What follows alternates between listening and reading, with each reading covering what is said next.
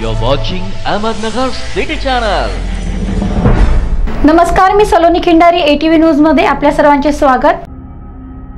नगर तालुक्यातील पारंगमल दारूकांड प्रकरण भाग्यश्री मोकाटेला जामीन मंजूर. सुमारे 6 वर्षांपूर्वी जिल्हा परिषद निवडणुकीच्या काळात घडलेल्या नगर तालुक्यातील पारंगमल विषारी दारूकांडाच्या गुन्ह्यात फरार असलेली संशयित आरोपी जिल्हा परिषदेची माजी सदस्य भाग्यश्री गोविंद मोकाटे हिचा जामीन मंजूर झाला असून अहमदनगर जिल्हा न्यायालयाचे जिल्हा सत्र न्यायाधीश गोसावी यांनी भाग्यश्री मोकाटे हिस जामीन मंजूर केला. भाग्यश्री मोकाटे हिस 6 वर्षांपूर्वी सीआयडीने अटक केली होती. तेव्हापासून भाग्यश्री मोकाटे न्यायालयीन कोठडीमध्ये होती.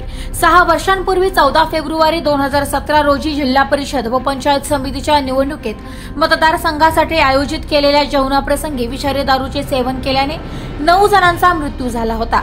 त्यामध्ये दोघांना अंधत्व आले तर 1 जण अपंग झाला होता.